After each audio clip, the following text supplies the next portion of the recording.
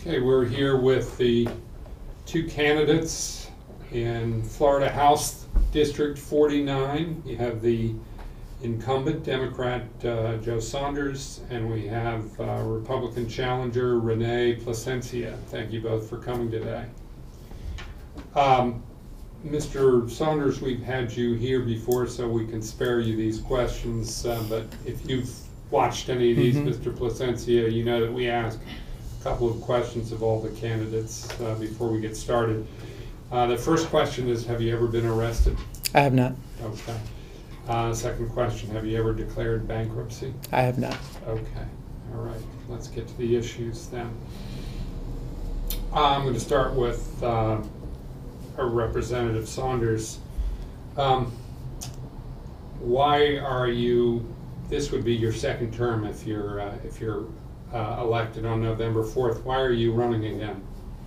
Well, first, I do want to thank you guys for inviting us to come out. I think this is a pretty cool opportunity. This will be the first time that Rene and I have had a chance to sit in the same room and talk about different issues, and I welcome that opportunity. I think that's great. I've called my re-election campaign my unfinished business tour. To me, I've had the chance to do some really important things for District 49 and for Central Florida and for the state. I've had the chance to pass some important pieces of legislation and work on our budget in a way that I think positively impacts District 49 and Central Florida. But I've also spent some time laying foundations for things that I'm really excited about closing the deal on, continuing to work on in my second term. When I ran for office the first time, there were three big areas that I promised people that I was going to work on. I said, and the context for this was that I was running in 2012 at a time when over $1 billion had been cut from public education in Florida in the years prior. And so as I was knocking on doors, families were really concerned about the state of our schools. And I said, I'm going to be a fierce advocate for public education in Florida. I'm going to do everything I can to improve our schools. And I think in the time that I've been in the legislature, I've helped to do that. One of the ways that I've done that is by curbing waste and abuse. When I was running in 2012, there was a charter school in my district that closed. It was called North Star Charter. The Sentinel did many stories on this, but the quick and dirty of that debacle was that after 3 years of failing students who were sent to this school, our state laws allowed that school to close and $500,000 in public education money to be given to a principal who had spent 3 years failing her students. She walked away with $500,000 in money that should have been in our public schools, and those students who were now farther behind than when they started were sent back to public school. In my first year, I introduced a bill that was eventually passed as an amendment onto a different bill that ensured that payouts like that would never be able to happen again, and reformed the way that contracts with personnel and staff could be structured in a charter school.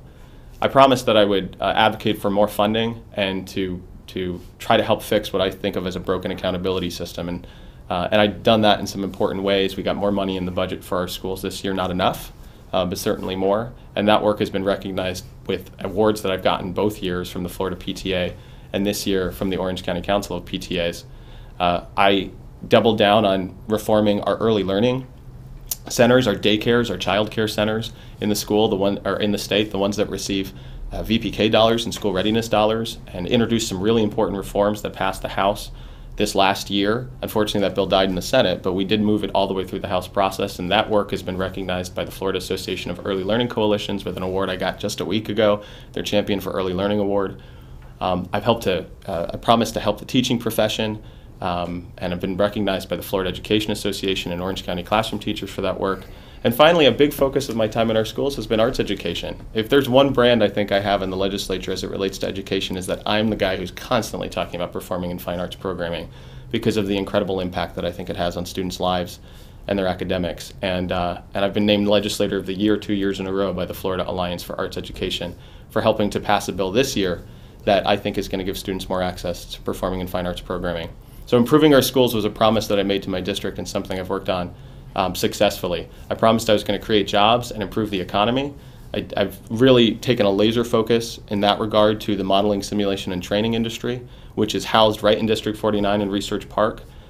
You all have reported on this in the past, but you know that there was a time when we were getting red flags constantly about the threats to the modeling, simulation, and training industry and research park because of the BRAC process or because of competition from other states. I've held legislative summits where I invited my colleagues to come to the park to see what was happening there, to learn about it.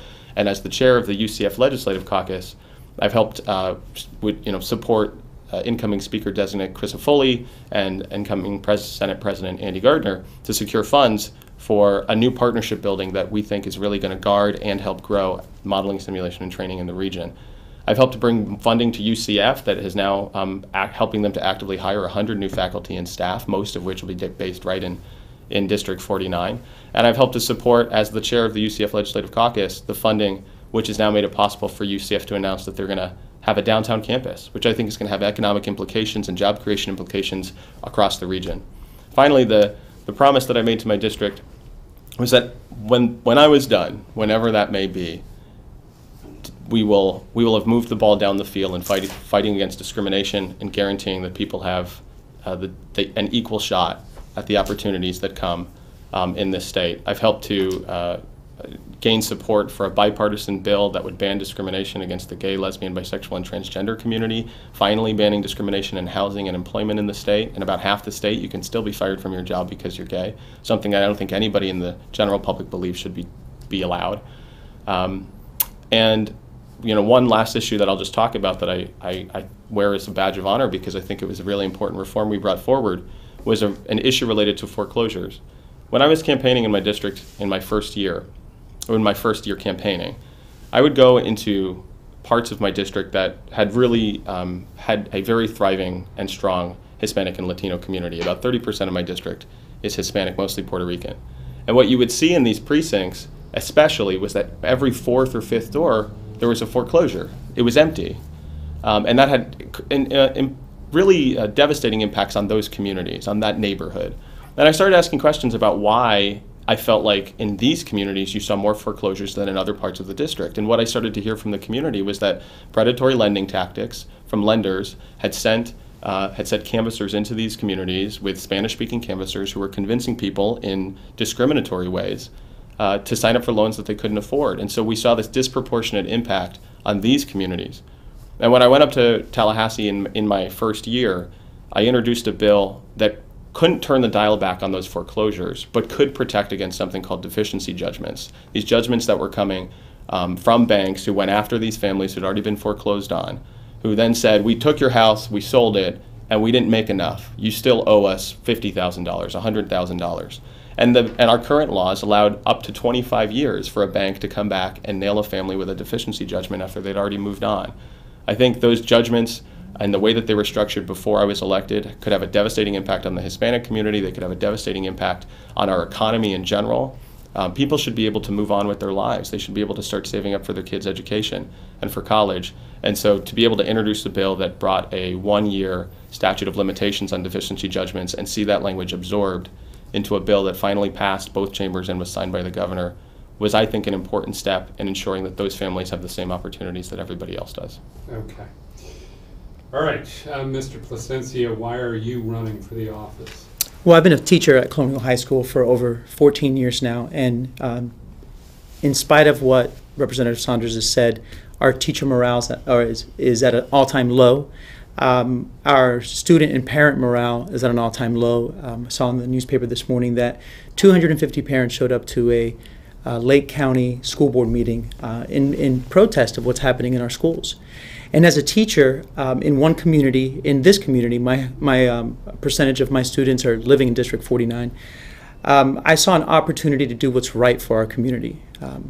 I've never been in politics, and actually a teacher and I were having a discussion at a YMCA, and that's when we were talking about what was happening in education, and she said that I should run for office, and I decided that that's what I was going to do, because I know that I can make a positive impact in education in the state of Florida, especially as an educator. It's one thing to go up there and advocate for schools, but it's another thing to go up there and actually be someone who's in the classroom. When you're talking to representatives, when you're having lunch, when you're having coffee, they lean on you and they say, well, how are things going in school? And you can tell them, you can say, hey, this bill that you guys are, or that we're discussing on in committee, it's not going to work this way in the schools. It might look like it might work this way, but let me explain to you the impact it's going to have on our students and how it's going to be implemented in the classroom, how it goes from the state legislature to the school board, to administrators, to assistant principals, and then handed down to teachers. And I think that's been the problem. It's not so much that there's any kind of war between the right and the left on public or private education, but it's that many of the legislators are too far removed from education. I think it's important that we have people from all walks of life that are serving in our state legislature, because that's what brings the best ideas and the biggest impact into our communities. And we have very few classroom teachers that are working either in the state House representatives or the state Senate. Also, as a young child of a small business owner, my father started a small business when I was born, and it's a Hispanic small business in the region, in the community actually. I saw what a small business man goes through, and as I continued to progress and get older, I became more and more involved in the small business that we have, which is Rene Productions. And so not only do I understand the educational aspect of what happens in our state, but I also understand the aspect from the small business owner and what we have to go through in order to realize our dream as Americans. Well, you mentioned that the morale of teachers is pretty low, and the cynic might say, well, it owes to the Republican Party in Sure. the state, and it also owes to the fact that the Republican Party in the state that is making educational policy chooses not to listen to teachers. I understand that. As a teacher, there are a lot of policies that I don't agree with the Republican Party, and there are policies that I do agree with the Republican Party. I don't think educational policy is a Republican or a Democrat issue. It's a community issue, and that's what we need to focus on. When we start pegging things as Republican or Democrat, then what we're doing is we're diverting and confusing and polarizing. And we're never going to get to a solution in our communities if we just keep saying that the Republicans are responsible for this or the Democrats are responsible for that. We're all responsible.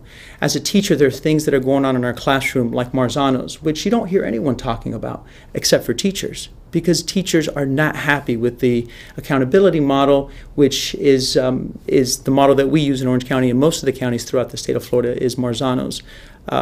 So that's to answer your question.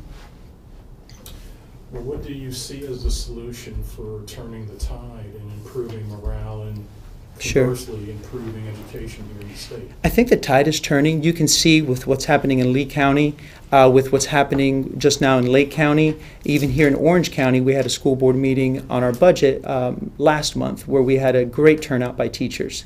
You can also see it when you hear some of the Republican leadership talking about education, whether it be the concerns of our governor on the use of Common Core or overstakes testing, even Senator David Simmons, who I heard him speak, and I think it was either the last session or the session before, decided to add an extra hour to schools that were failing, or the certain percentage of students were scoring below a certain level. And he wanted to, instead of just doing it broad throughout the entire state, he decided to pick just a number of schools and kind of see how it went, and it was successful. And I think those types of things are the signs that we see that the tide is turning. But we need to take it one step further. We need to make sure that we take this momentum and we really start looking at the classrooms and talking to the teachers. The teachers know best, and parents, as to what's happening in the classrooms and what we can do better. Where do you stand on, education may not be a partisan issue necessarily, but there are some issues where the parties seem to divide, or most of the people when the parties come down on different sides. Where, for example, are you on, how would you have voted on the proposal that eventually passed to expand vouchers, state vouchers? I wouldn't have expanded the vouchers. How about charter schools? I mean, Yeah, should the state be doing more to to expand charter schools? I don't think the state should be doing more to expand charter schools. I think the school districts know what's best for their districts. If there is a need in a community for a specific type of charter school and the school district approves it, then the school district decided. But the state of Florida shouldn't be deciding which schools are opening or charter schools are being approved within each district.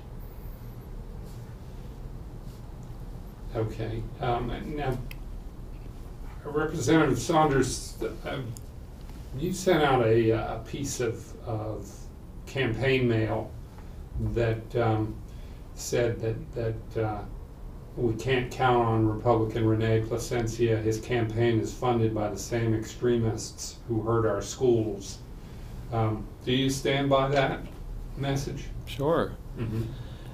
Look, I think that mailer is pointing out a dynamic that people need to understand in Florida, and in this campaign, really. You know, Rene pointed out that he doesn't believe that education should be a Democratic or a Republican issue, but the reality is that the direction that public education in Florida has gone for the last 15 years has been led by the Republican Party of Florida, and the strategy and the direction has been to, as often as possible and as much as is possible, as much as the public will allow, bleed money out of public schools, out of a uniform system of public education, and move it into options, into choices that are very often run, schools that are run by for-profit companies, some of which aren't even based in the state.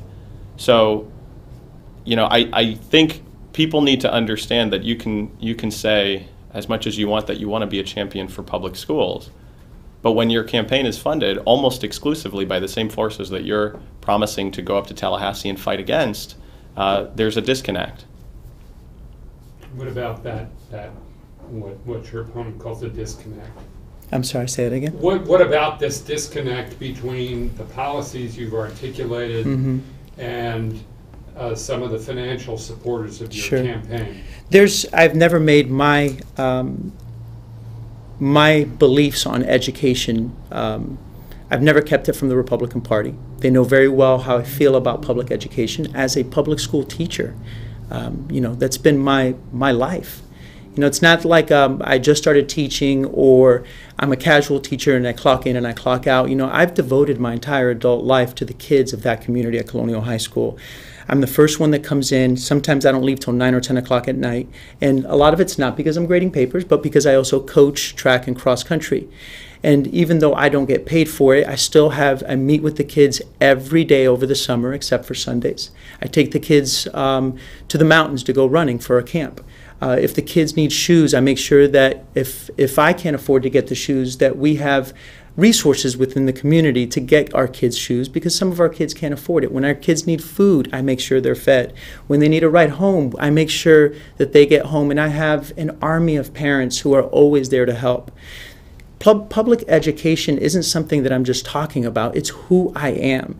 And for anyone to think that I would get elected and go somewhere and do anything that would be in opposition of my colleagues, my friends, and my families, and my kids is insane. To say that just because the Republican Party is funding me, I am a Republican. There are other issues in the Republican Party other than public education. And there are much bigger issues as well. They're funding me because they believe in who I am as a person. You know, I'm not a political person. Never been in politics. I'm a high school teacher. I'm a high school coach. And that's what I've been doing my whole life. And what they see in me is someone who's a real candidate for a community. You know, a community who believes in me as well. I've gotten so much support during this campaign. And a lot of it is very humbling. You know, people texting me, sending me emails, Facebook messages. It's been an outpouring of support because of what I invested into the community. So my stance on public education won't change regardless of who's funding or who's not funding my campaign. And, you know, using that terminology, the smaller you get in government, the less impactful that is. I know everyone relates things to national governments, and you're looking at $10,000, $100,000 contributions to campaigns. But when you're looking at a state house campaign, first of all, it's hard to get money. You know, when you're running against an incumbent, believe me, take a look at the incumbent's financial statements, and you'll see money from organizations or people who lobby for-profit charter schools just as well. So when you're taking a look at money in lower levels of politics, it's not that impactful, believe me. So. Look, can I respond to that? Sure. Would that be okay? I would just say this. I served in this House for 2 years. I've seen budgets voted on for 2 years. And not a single Republican last year voted against a budget that spent over $1 billion, that set up $1 billion expenditure for school vouchers. Not a single Republican voted against a budget that bled $43 million out of the Bright Futures Scholarship. Not a single Republican on the floor voted against a budget that gave $100 million to charter schools, to for-profit charter schools to build buildings, and then gave less than $50 million to public schools, the public schools that students in this state, the vast majority of them attend. So, these are Democratic and Republican issues. There is a strategy. There is a river that's flowing downstream. And if you're part of the Republican Party, the way that Tallahassee works is you will support that agenda. That is, there hasn't been a single example in regards to our budget where somebody has bucked the party. And so, I think that people in this district are smart. They understand the dynamics of how Tallahassee works. And when you compare that dynamic to someone like me, who is the Democratic ranking member on the Choice and Innovation Committee, of the 4 committees that I sat on, 3 of them were education, and has been absolutely relentless in calling for an end to high-stakes accountability testing, to calling an end to the dynamics that are hurting the teaching profession, to calling an end to the privatization of public schools, and to doubling down on really, truly, authentically funding public schools so that programs like band and art and drama can be back into these schools and supporting these kids through their academic careers. I think there's a pretty clear choice to make. Can I say something?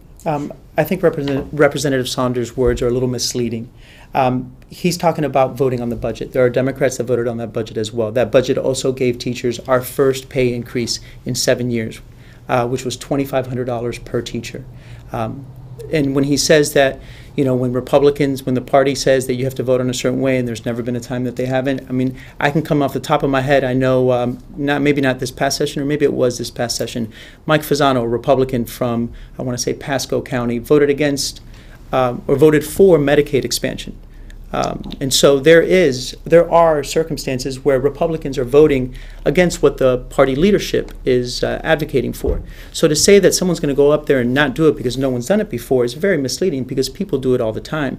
And to say that the Republicans, all of them voted on the same budget that whatever numbers he gave as far as giving money to for-profit charter schools or charter schools in general, that was the budget that a lot of Democrats agreed with as well. That's the budget that was debated upon and came to a final conclusion.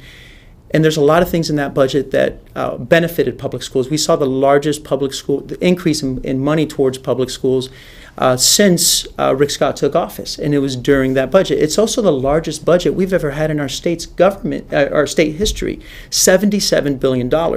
So you can see voting for that budget as a negative, but many people see it as a positive because it's giving so much money to so many areas, including education. Have you actually eyeballed the budget? Yeah, I've looked at the education. I know a lot about the education aspect of it. Are there parts of the budget that you would have made cuts in this? I haven't looked at it that in depth to see what I would cut from it. Well, you also mentioned earlier that there were other issues on the table in this campaign other than education. Yeah. What are your top 3 priorities if you were elected to office? Sure, it's education, obviously, jobs in the economy, and healthcare. You brought up healthcare, Mm-hmm. And you also mentioned this just a minute ago. Representative Fasano voting Sure. in favor of expanding the Medicaid program. How would you have voted if you were up there? I would have voted to expand Medicaid expansion. Mm-hmm. We keep on giving our money to the federal government and not getting them back in resources. That's our money that we pay in taxes. And there's a lot of people that need that money for their health care coverage. How would you rate Governor Scott's job performance, Mr. Plasencia? Yeah, Governor Scott took over the state of Florida during a very difficult time. So as far as rating him, I wouldn't want to rate. I know that the job he had was very difficult. Our economy now is leading the nation in economic recovery. And I believe that, it's because a lot of the things that he implemented as far as business-friendly programs here in the state of Florida, and the ability to keep our taxes low even though we were going through a really tough time. It's easy to criticize when you're not in someone's shoes, but when you take over the state of Florida in one of the worst economic recessions, and you're able to see see us through that economic recession without raising taxes, it says something about you. Mr. Saunders, how would you rate Governor Scott's performance? I'm inclined to give credit where it's due, and so there are moments when he moved forward on policies, albeit reluctantly. I think that in some of these cases he was a little strong-armed, but eventually he did support expanding health care to over 1 million people in this state. I wish that he had really leaned his shoulder into that and had helped those of us who were calling for this change, for this law to pass in the House. I wish he would helped us a little bit more. He did eventually sign a tuition equality bill that's going to help undocumented students who were brought here, before they had the chance to make choices for themselves. He supported a bill that allowed them to have in-state tuition rates, which I was a leading voice in the House moving forward as a member of the Higher Education and Workforce Committee. But if it was a report card, I'm giving Governor Scott maybe a D+. He, in his 4 years, has done things that are so counter to where I think people in this state are in terms of their values and the direction that state policy should go. He moved forward with a bill that it directly puts Tallahassee politicians into women's doctors' offices, requiring that ultrasounds be mandatorily required of every woman who's in a doctor's office trying to end a pregnancy. He was a leading proponent of a racist Arizona-style immigration law. He has been an absolute catastrophe to the environment, destroying the Department of Community Affairs and handcuffing regional planning boards around the state. In his first 2 years in office, he cut over $1 billion from public schools.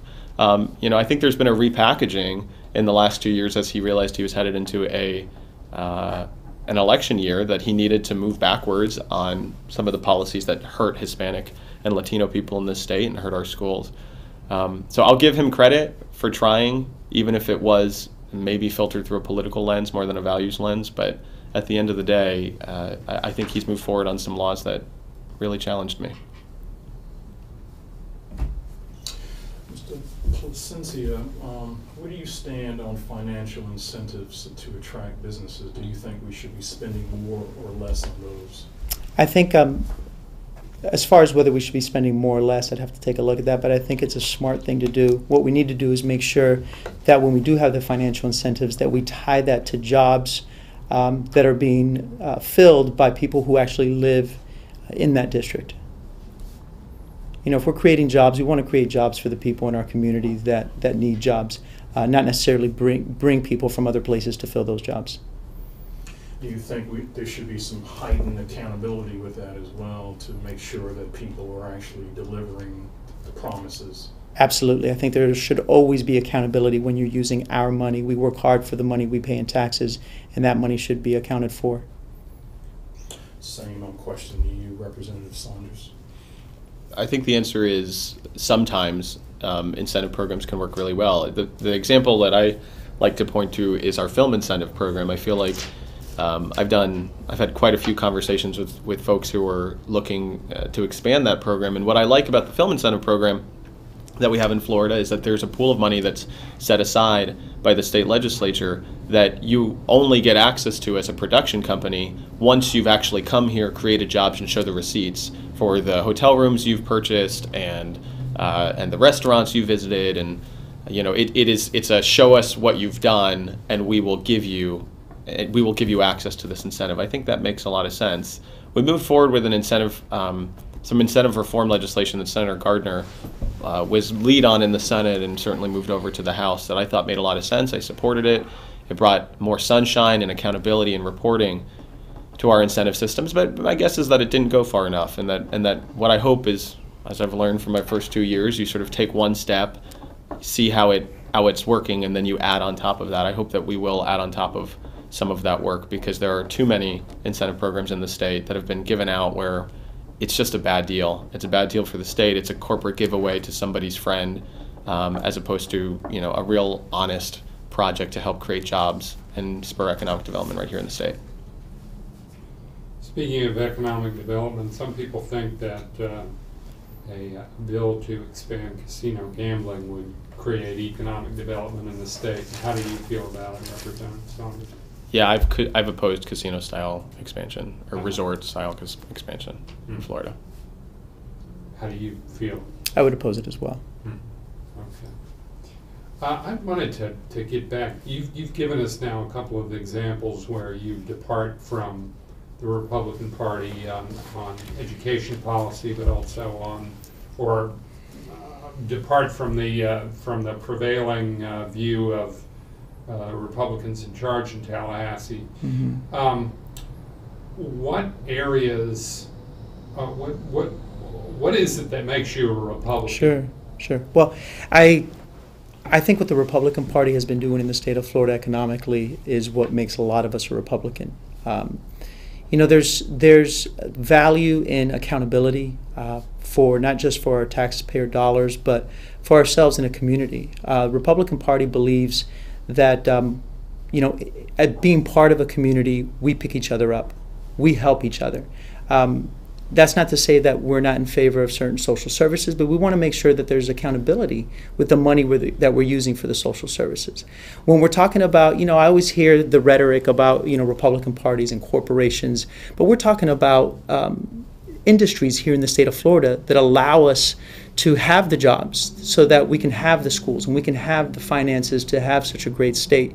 When you're looking at corporations like whether it's Walt Disney World or whether it's Bright House Networks or AT&T, when you talk about the Republican Party is the business-friendly party, and it's because of that that I run as a Republican.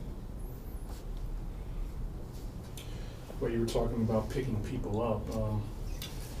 About this question, should Florida increase its minimum wage? Florida already increases its minimum wage. In our Constitution, we have for a minimum wage increase annually with inflation.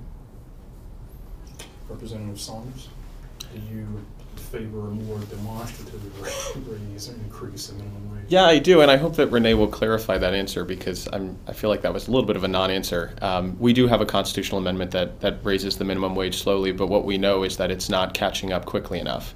And I think there are too many families in District 49. This is a young district. 40% of the voters in District 49 are under the age of 35. These are brand new families that are often sort of at the beginning ages of starting. 30% of the district is Hispanic and Latino. A lot of those families are working. We know that disproportionately in Orlando, Hispanic and Latino families are at the edge of the middle class. They're struggling to get into the middle class, and I think there's too many families in District 49 that work full time and are still struggling to keep food on the table. That are given impossible choices between keeping the power turned on and going to the store that week. And I think raising the minimum wage to $10.10 an hour, which was a proposal that was brought in my first term here in office that I supported, makes a lot of sense. It would have important economic implications for the middle class. It would help to lift people up out of poverty. And again, I mean, in terms of that bill, I'd love to hear Rene's position on it because I think what we're doing right now isn't enough. I think, again, Representative Saunders, like many people in the Democratic Party, are pushing this agenda where they're saying, they're showing the extreme, right? They're showing the extreme, saying Latinos and Hispanics, whatever that means, as a Hispanic or Latino, whatever you want to call me, we're not looking for minimum wage jobs. We want jobs that are going to be paying us more than minimum wage. So when you say, let's increase the minimum wage because it's helping Hispanics and Latinos, I hope he's not saying that Hispanic and Latinos can only have minimum wage jobs. Because I know that my family That's not at all what I said, just so we're clear. Because my family wants more than that, and I know a lot of the people that I know in the community want more than that. What we need to take a look at is how we're going to fill the gap between the high-tech jobs that are paying us a good amount of money and the service sector jobs, which is the anchor of our economy here in Central Florida. So we need to fill that gap with a new type of industry, whether it be manufacturing, whether it's a cluster industry attached to Medical City or this simulation, modeling and simulation over at Research Park, or even going into bringing in or incentivizing new industries to come to the state of Florida, like possibly solar companies coming into the state of Florida.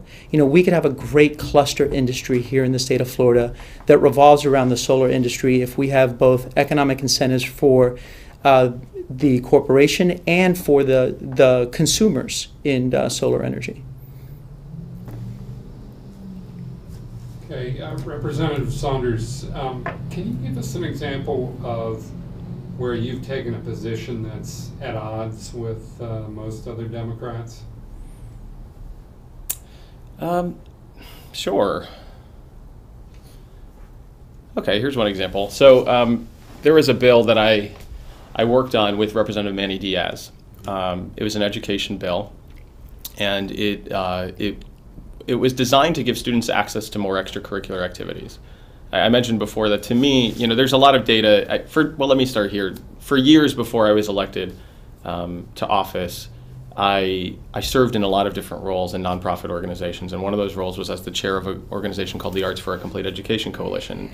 Through that work, I advocated that around Central Florida for more schools to get access to performing and fine arts programming, not just because I think those programs are important for a holistic education, but because they have a direct impact. When students are involved in a drama program or a band program, it keeps them coming into school, it keeps them in their math class and their reading class, and it has a direct impact on the bread and butter academic issues that a student needs to succeed.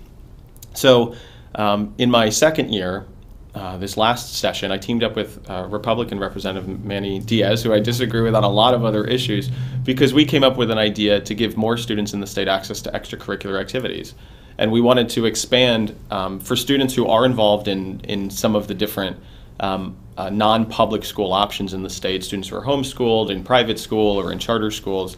The bill said really clearly, if you attend one of these programs, a virtual education program, if you attend one of these programs and they don't currently offer a specific kind of extracurricular activity, you can go to another school in the district to get access to that. So if you're at a charter school that doesn't have a theater and doesn't have a drama program and you want to be in drama, you can go to a school in your district, in that county, to participate in that program. Now, some Democrats and some folks in the public education sphere didn't like that. They thought that it was in maybe a secondary de facto kind of way incentivizing students to leave public school. I wasn't able to get there. I thought the more we can give these students access to these programs, the better it is for their academic lives, the better it is for education in Florida. Mr. Plasencia, what changes, if any, would you make to Florida's tax system? Florida's tax system is somewhat complex. You could be talking about state tax. There's local taxes. There's taxes that we have within the city. You know, if you take a look at what just happened here in the city of Orlando, where we had a reduction in property taxes statewide, but the city of Orlando couldn't afford that. So then they had to change their property taxes and increase the taxes on it. I think when you're asking a question like that, it's a lot more complicated than just picking a tax or an understanding which tax to get. You know, you got to bring people to the table who understand the implications, because obviously there were things that were happening in the state of Florida or in the state government that negatively impacted the city of Orlando. I don't know what transpired, whether there was communication between the city and the state representatives. But at some point, when you're making decisions on taxes and which taxes to cut or which taxes to raise, you need to have everyone who's involved in every level of government involved in that. Same question, Representative Saunders. I think one of the most important things we could do to clarify what is now a very gray area in terms of our tax code is make very crystal clear that online retailers have to collect sales tax. You know, this has been an issue it's an issue that's endorsed by the Florida Chamber of Commerce and by leaders in business around the state. That the fact that special interest pressure in Tallahassee has stopped us from making crystal clear that the obligation is on these retailers to collect this tax that is currently in statute and owed. It robs our budget of hundreds of millions of dollars that could be going to public schools. It could be going to the Bright Future Scholarship. $43 million was cut from Bright Future Scholarships this year. It could help a lot of in a lot of important ways. And maybe more importantly, not doing that disproportionately hurts small businesses right here in the state. Our brick and mortar companies right here in Florida are at a disadvantage because they are crystal clear required to collect this sales tax from people who purchase items from their stores, but grayness and vagueness in our statutes as it relates to online retailers have left an unlevel playing field for them. So that's one of the first things that I hope we tackle. Can I add something to that? Absolutely. It's a little bit misleading because just because you're adding online sales tax doesn't mean that tax is going to education. How that tax dollar is used is different, and sometimes it's specific. So to say that, oh, if we can create more revenue here, we can add more to education. Look, we had the largest budget in our state's history. We were able to put, I think it was $1.3 billion in reserves. It's the money that we had money to spend more if we wanted to spend more, but it doesn't necessarily mean we have to spend more. We need to be careful of how much we spend in our state budget.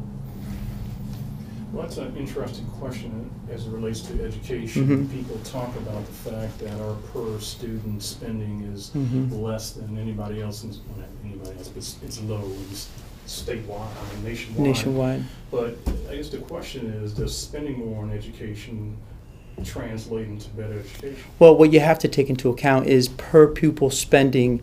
The number they give you is an average, but it's actually different depending on which pupil you are. So a special needs student is taking a lot more of the per pupil spending dollars than just a normal student would. So there's differences in that per pupil spending. But do we need more money for education? I think we need to use the money we have in education better. I think there's places in education really with a lot of our testing. I mean, the amount of testing that we have, a lot of it can be done in-house. Take, for example, end-of-course exams. With end-of-course exams, we have an exam now for every single subject that's taught. So that means a PE teacher has to give an end-of-course exams. And these are exams that we're sending out to testing companies and spending millions of dollars, really for not a very good reason.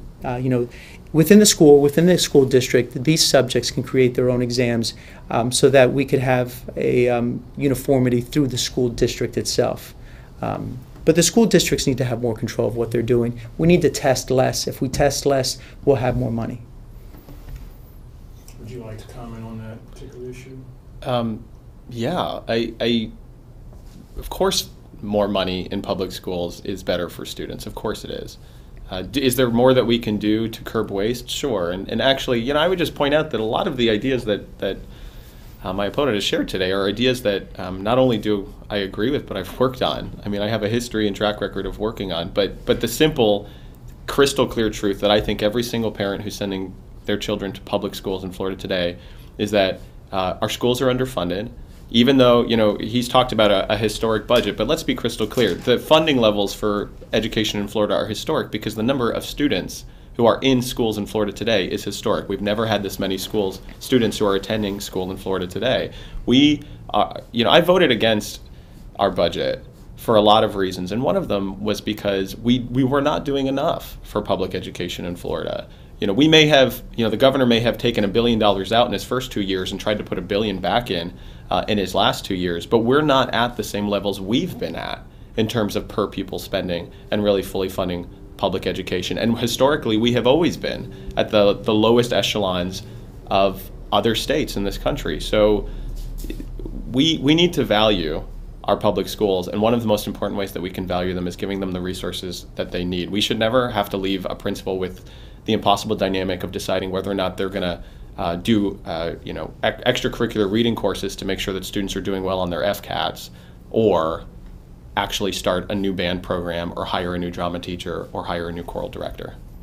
And we shouldn't have to do that because we shouldn't have FCAT. And second, what he's talking about should be more defined as, for example, state mandate on double block readings for students who haven't passed the reading on the FCAT, or it's no longer FCAT, but on the test, the state testing. And so what double block reading is, it's an unfunded mandate.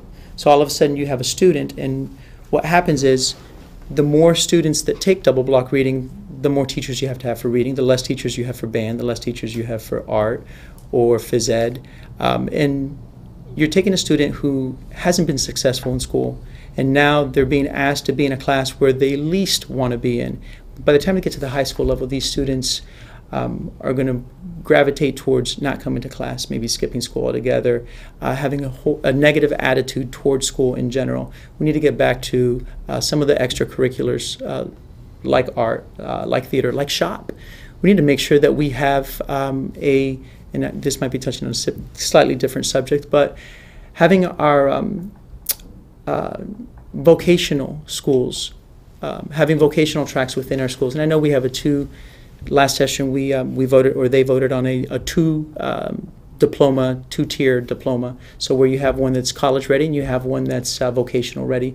But to go even further, what we need to do is we need to start inviting some of these industries into our schools, so we can have mentorship programs, so we can have internship programs, so that when you have a student, let's say at a Colonial High School or Olympia High School, who wants to go into something technical, they know that there's an AC repair company that has an apprenticeship program, and these jobs start off at $16 to $18 an hour with benefits. These aren't minimum wage jobs that high school kids can get right when they graduate from high school. But we need to start getting away from things like double block reading, which is an unfunded mandate, which is also, I think, counterproductive to the direction that we want to send our students in our state. I wanted to follow up on something that you said. You said we shouldn't have FCAT. Do you mean that we shouldn't have just that particular test, or we shouldn't be evaluating students with testing? We need to be measuring students with testing. We need to have the information to know where they're at and what we can do better. But we've gone from, what we have now is a very punitive type system, and we need to have a system that's encouraging, that's enriching, and that gives our teachers the tools to help our students. The way it stands now, we do our testing in the end of the year. We do it as March, April, and we don't get the results back until midway through the summer. So as a teacher, what can I do with my students if I don't have the results to actually start implementing new strategies with them during the year? They're gone by the time I can do anything. I would just share that I do think it's nice to be able to say that we agree on some things. I for the most part, agree with everything that he just said. I introduced a bill in my second year that would have, had it passed, been transformative. We called it a transitional accountability bill. It was a bill that was designed to, as we were moving into brand new standards, formerly Common Core, now called Next Generation, or Florida's new standards, New Florida Standards, was designed to help the state actually prepare for this torrent that was coming. That was, again, Republican in its design. This was Republican leadership that pushed these bills. That was a real double down on high stakes testing in Florida. It would have addressed some of the challenges that we have with our school grading system, which is something that I don't think people really trust anymore. It would have given us and our schools time to adjust to a brand new test, which was not going to be field tested. So it would have said in the 3 years that we're transitioning to a brand new test and brand new standards and brand new end of course exams, that at least we will give ourselves 3 years to fully adjust to all of these different changes and make sure before the really punitive things that are part of high stakes accountability in Florida are fully brought into effect, whether or not teachers will be fired from their jobs because of what happens on those tests, whether or not they'll get promotions or raises, whether or not students will be able to move forward and graduate or move on to the next grade. Before all of those things really come together and those punishments come into effect, we at least give ourselves 3 years to give teachers the chance to be developed professionally, to teach new standards, and to be ready to take a brand new assessment. I was frustrated that that bill didn't pass and that it actually never even got a hearing, but it is nice to be able to say that there are things that we agree on, and I would just say this, there is a lot that I think that we agree on public education policy in Florida, but there are some differences, and one that I just want to bring up and point out is that my opponent's been given an A+ rating by the NRA. The NRA, while I was serving in these first 2 years, pushed a bill that was designed to put guns into the hands of more people who are in our schools. And I didn't just vote against that bill, I spoke out against that bill, because to me the direction of our policies around public education in Florida should not be to have non-public service officers, non-police officers, non-law enforcement walking around our schools with guns. The NRA has opposed policies that UCF and Valencia have around no-gun policies on campuses. In my first year, there was almost a catastrophe on campus where there was found to be a student who was stockpiling high-level ammunition, high-powered assault rifles and explosives. And had the UCF Police Department not showed up, within a 3-minute response time, thank God for them, that could have gone really, really bad for UCF. I don't think we want a scenario on our campuses where we have people who aren't trained in the middle of firefights. So there are some differences. There are some things that we're similar on, and there are some differences. How would you have voted? Yeah, I don't know how he even knows anything that I believe about gun rights. I know that the NRA gave you an A+ rating. You see, and that's my point exactly. So this is why I'm running for office. I'm an American history and American government teacher. You know, so for 15 years, I've been talking to kids and showing them campaigns, and then the divide has grown even bigger between Republicans and Democrats. And it's because of this rhetoric. We're talking about education. He has no clue how I feel personally about guns, right? Or well, that's not true, Rene. We've talked about it, right? You and I, no? we've had conversations about it. And so I've told you that I think it's okay to have guns in school. Did you fill out an NRA questionnaire? Sure, of course. Did they ask you that question? If they did, I would have put no. So, no, I don't think there should be any guns in school. Our SROs have guns in school, and that's good enough. And our SROs do an incredible job. That's the school resource officers? Yep, our deputy sheriffs. And they are law enforcement professionals? They are deputy sheriffs. Okay. Yep.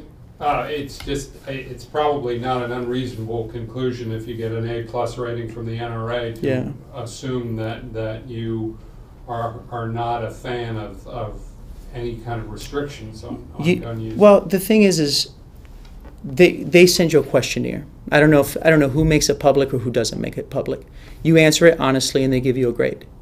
So obviously, I'm a Second Amendment supporter, but I wouldn't support guns being in schools. But I'll tell you this, even more so, I think the biggest difference between myself and my opponent is that he's been there for 2 years, and he's talked about all the committees he's been on and all the bills he's written, but it's gotten worse in education over the last 2 years.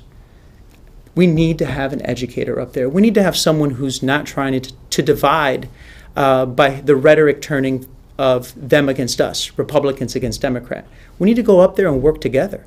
I happen to be part of the party that can get something done. And as an educator, as a teacher, I'm going to go up there and work with my party to make sure that when these bills are being crafted, that they are more education or more teacher or more student friendly. Because lots of times it's just the disconnect. You know, I appreciate what he's trying to do for public education, but if you're not a public educator, you don't know the ins and outs of it. You know, and it's good to get talking points from either the union or from your party, but unless you've been there every day, unless you've lived it, there's only so much you can get. Well, I think we're going to have to wrap it up. I appreciate the two of you coming in today. Thank you. Thanks.